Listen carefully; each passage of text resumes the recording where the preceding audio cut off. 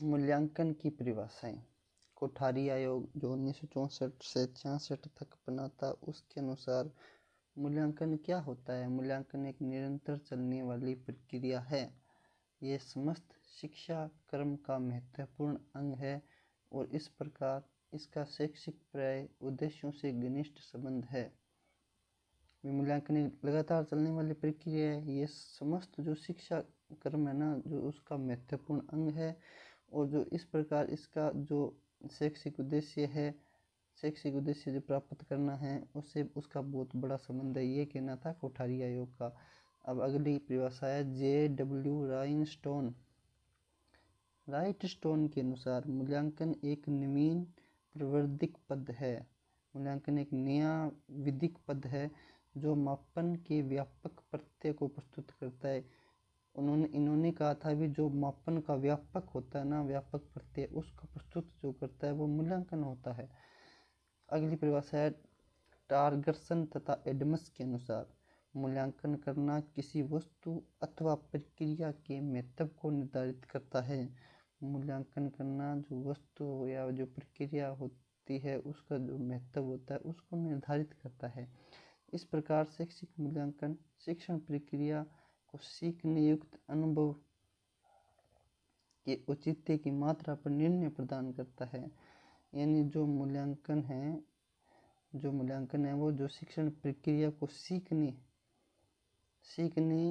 से जो अनुभव प्राप्त होता है उसकी कितनी मात्रा प्राप्त होगी उसका निर्णय करता है मूल्यांकन। आर्थर सी क्लार्क एमस्टार के अनुसार, तो आर्थर सी क्लार्क एमस्टार के अनुसार मूल्यांकन वह निर्णय या विश्लेषण है जो विद्यार्थी के कार्य से प्राप्त सूचना से निकाला जाता है। जो विद्यार्थी जो काम करता है उससे जो सूचना निकलती है, उससे जो निकाला जाता है वह मूल्यांकन है। डांडेकर हमें बताता है कि बालक ने किस सीमा तक उद्देश्यों को प्राप्त किया। ये डांडेकर के अनुसार है। जेरीलिमिक के अनुसार क्या है? जेरीलिमिक के अनुसार है भी मूल्यांकन वह पद्धति है जिसके द्वारा हम पूर्व निर्धारित उद्देश्यों जो हमने पहले से निर्धारित कर रखे किसी उद्देश्य तथा ध्येय, जो हमारे ध्येय थे तथा लक्ष्य थे, उनकी प्राप्ति किस मात्रा तक हुई है उसको निर्धारित करता है। ये परिभाषा दी थी जेरीलिमिक ने। ये एक ऐसी प्रक्रिया है जिसके द्वारा शिक्षण के मूल्य तथा उद्देश्य के मध्य तुलना की जाती है। ये एक ऐसी प्रक्रिया है जिससे जो शिक्षण के मूल्य होते हैं, जो शिक्षण के उद्देश्य होते हैं, उनके बीच तुलना की जाती है। अगली परिभाषा किवलिन के अनुसार। किवलिन के अनुसार क्या है? शिक्षालय, कक्षा तथा सभी बालक द्वारा निर्धारित किए गए शैक्षिक लक्ष्यों की प्राप्ति में शिक्षा की प्रगति की जांच करना, जो शिक्षा की कितनी प्रगति है इसकी जांच करना मूल्यांकन है। ठीक है। आगे जी.ले कॉर्नबेक के शब्दों में मूल्यांकन वह प्रक्रिया है जिसके माध्यम से अध्यापक व विद्यार्थी ये निर्णय लेते हैं कि शिक्षण लक्ष्यों की प्राप्ति हो रही है या नहीं हो रही है। ली.जे. कॉर्नबेक के अनुसार। अब हम आगे करेंगे भी शैक्षिक प्रक्रिया। इसके 3 अंग होते हैं। प्रोसेस क्या है मूल्यांकन की? प्रोसेस इसमें दे रखा है भी ये 3 प्रकार से प्रोसेसिंग क्रिया होती है। अध्ययन से, उद्देश्य एवं प्रयोजन, आधार बालक किस लिए और क्या सिखाया जाता है। ठीक है। उद्देश्य वे किस लिए सिखा रहे हैं, क्या उद्देश्य है हमारा और क्या सिखा रहे हैं। दूसरा है मूल्यांकन की प्रक्रिया अध्यापन परिस्थितियाँ, अर्थात बालकों को जो सिखाना है उसे किस रूप में प्रस्तुत किया जाए, उसकी किस परिस्थितियों में प्रस्तुत किया जाए। मूल्यांकन आधार जो कुछ उद्देश्य और प्रयोजनों के अनुरूप सिखाया गया है, बालक उसे किस सीमा तक ग्रहण करता है। ठीक है, किस सीमा तक ग्रहण करता है। ये तीनों हैं वो आपस में घनिष्ठ संबंधित हैं। ठीक है, इनके बिना शैक्षिक प्रक्रिया पूरी नहीं होती। सबसे पहले उद्देश्य होता है, फिर क्या सिखाना और किस प्रकार से सिखाना है, फिर ये होता है, फिर उसके बाद मूल्यांकन किया जाता है। अब मूल्यांकन छात्रों की व्यवहार का गुणात्मक एवं मात्रात्मक वर्णन प्रस्तुत करता है।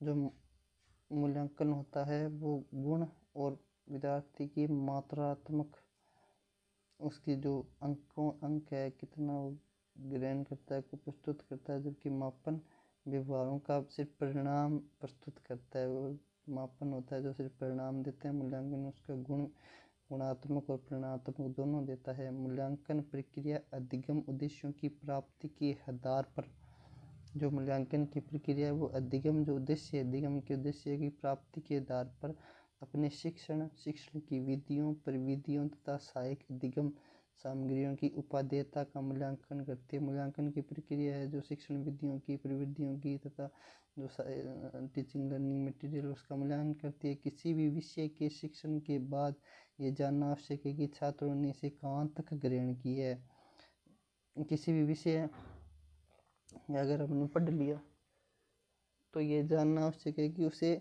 छात्रों ने किस हद तक ग्रहण किया है, इसके लिए उनका मूल्यांकन किया, उसके व्यवहार में क्या परिवर्तन है, उसके ज्ञान में कितनी वृद्धि हुई है। ठीक है, उनके ज्ञान में किस प्रकार। तो ये मूल्यांकन छात्रों के व्यवहार की गुणात्मक एवं मात्रात्मक वर्णन प्रस्तुत करता है, जबकि मापन व्यवहार का परिणात्मक मात्रा प्रस्तुत करता है। मूल्यांकन प्रक्रिया अधिगम उद्देश्यों की प्राप्ति के आधार पर शिक्षण की विधियों, प्रविधियों तथा सहायक सामग्री की उपादेयता का मूल्यांकन करती है। किसी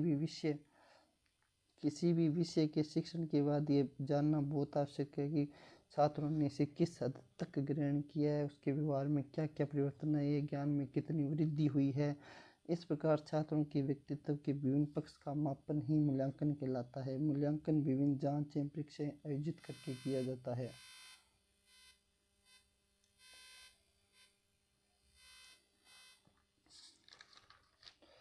ठीक है, अंतः स्पष्ट होता है,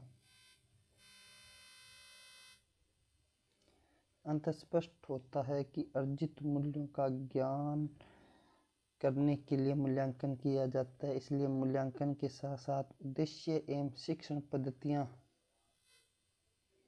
मूल्यांकन के साथ साथ उद्देश्य एवं शिक्षण पद्धतियाँ घनिष्ठ रूप से संबंधित होती है तथा मूल्यांकन से हमें ये ज्ञात हो जाता है कि हम अपने अध्यापन द्वारा कहाँ तक उद्देश्यों की प्राप्ति कर रहे हैं तथा जो अपन ने जो शिक्षण विधियाँ प्रयुक्त की है वो कितनी सफल हुई है। ठीक है, इस प्रकार मूल्यांकन उद्देश्य एवं शिक्षण पद्धतियों, जो अपना उद्देश्य है तथा शिक्षण पद्धतियों का जो पारस्परिक संबंध है, जो त्रिकोणात्मक रूप से अंकित करते हैं। दूसरे शब्दों में शिक्षण उद्देश्य, शिक्षण पद्धति तथा मूल्यांकन द्वारा अधिगम अनुभव परस्पर समन्वित रूप का द्योतक है, यानी एक दूसरे से जुड़ी हुई है। जो शैक्षिक उद्देश्य हो गया, जो सीखने का अनुभव हो गया, या जो उसके शैक्षिक उद्देश्य, ठीक है, सीखने का अनुभव तथा जो व्यवहारगत परिवर्तन है, क्या उसमें व्यवहार में परिवर्तन है, एक दूसरे से जुड़ा हुआ है। मूल्यांकन आधुनिक शिक्षा प्रणाली में एक निरंतर चलने वाली प्रक्रिया जो शिक्षा के उद्देश्यों, सीखने के अनुभव, कितना सीखता है तथा मूल्यांकन के साधनों के मध्य निरंतर चलती रहती है। उद्देश्य, अधिगम, अनुभव एवं मूल्यांकन निरंतर एक दूसरे के पूरक के रूप में प्रभावित करते हैं। ये सभी एक दूसरे से जुड़े रहते हैं, तब एक दूसरे को प्रभावित करते हैं। कम हो जाता है तो दूसरे पर भी प्रभाव पड़ता है तथा उच्च स्तर की प्राप्ति का मार्ग प्रशस्त करते हैं, प्रशस्त करते हैं। ठीक है, तथा ये एक उच्च स्तर की प्राप्ति का मार्ग प्रशस्त करते हैं।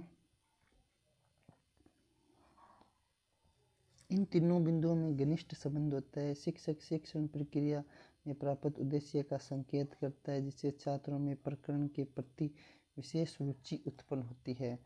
जो छात्रों में एक विशेष रुचि उत्पन्न होती है, उद्देश्य के बाद शिक्षण अधिगम क्रियाओं को करता है। जो पहले उसका उद्देश्य होता है, फिर वो कोई क्रिया करता है, फिर अनुभव के आधार पर ये पता चलता है कि छात्र रुचि ले रहा है या नहीं ले रहा है।